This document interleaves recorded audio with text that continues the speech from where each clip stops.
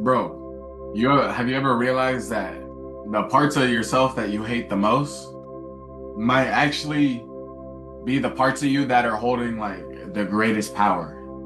And we're taught to like fix our flaws and to push it down, to stuff down all the dark stuff.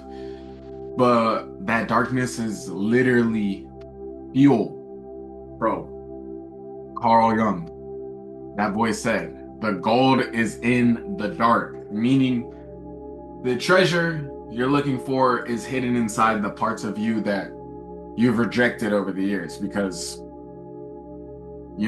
there's shadow parts of yourself that you've rejected, but no one tells you that those parts are actually good for you if you learn how to direct it in the right spot.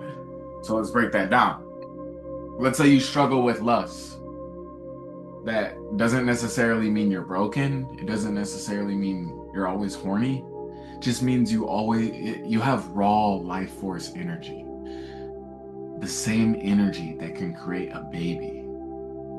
That same energy can create art, connection, music, bro, passion, even it can even fuel purpose. But when you don't understand this, it burns you up and you waste it.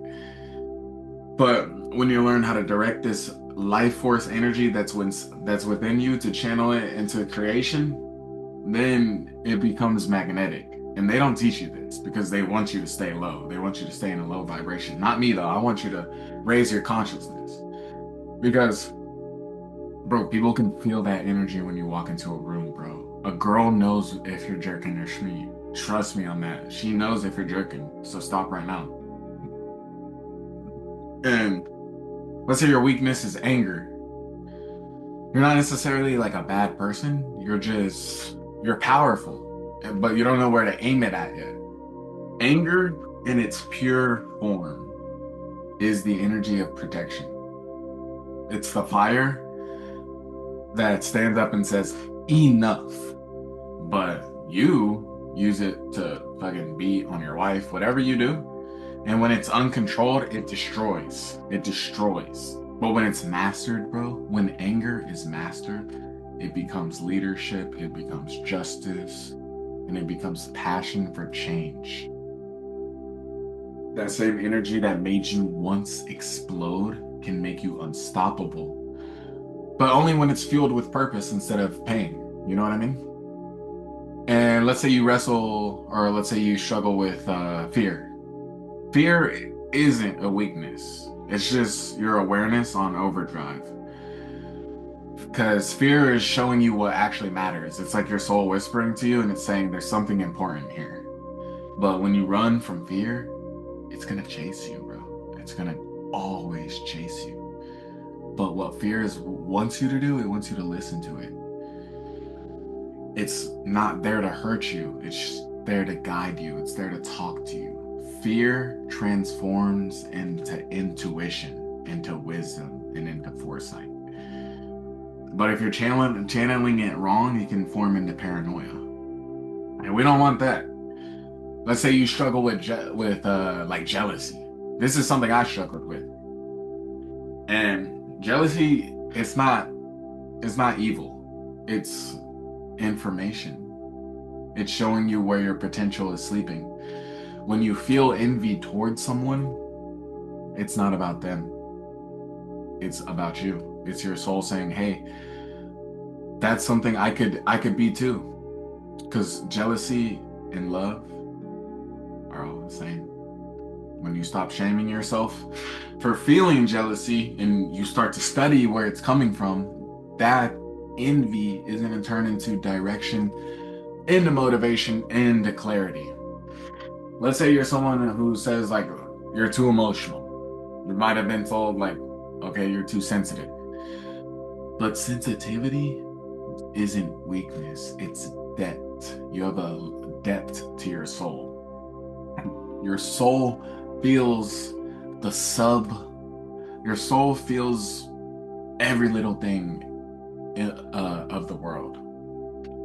And empathy, when balanced, becomes one of the most powerful forces in existence because it lets you connection. It lets you create and heal others on a level most people can't reach.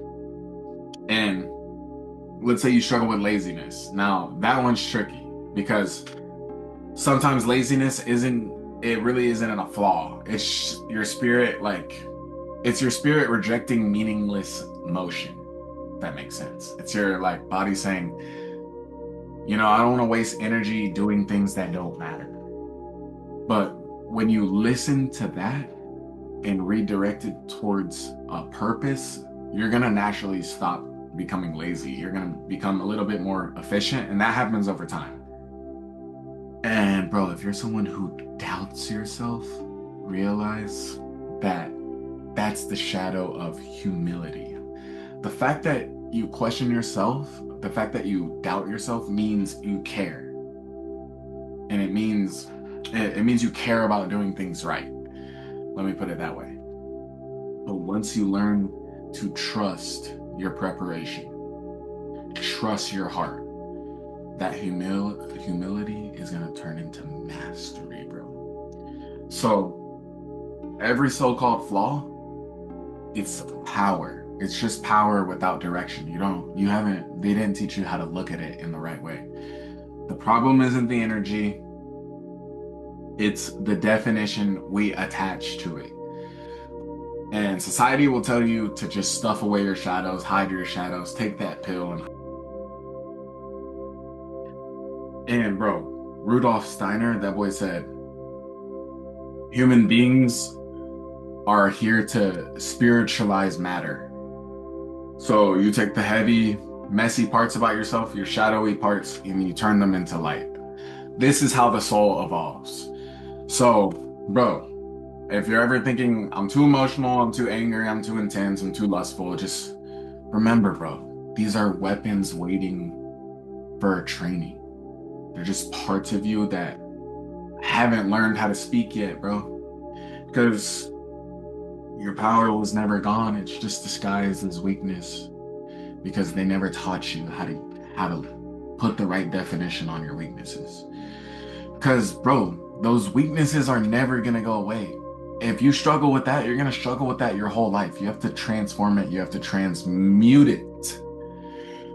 And when you stop trying to kill those parts of yourself and instead you start listening to them, you stop fighting your nature and you start to master it, bro. That's when life stops feeling like chaos and starts feeling like alignment, because you finally realize your weakness was never the enemy.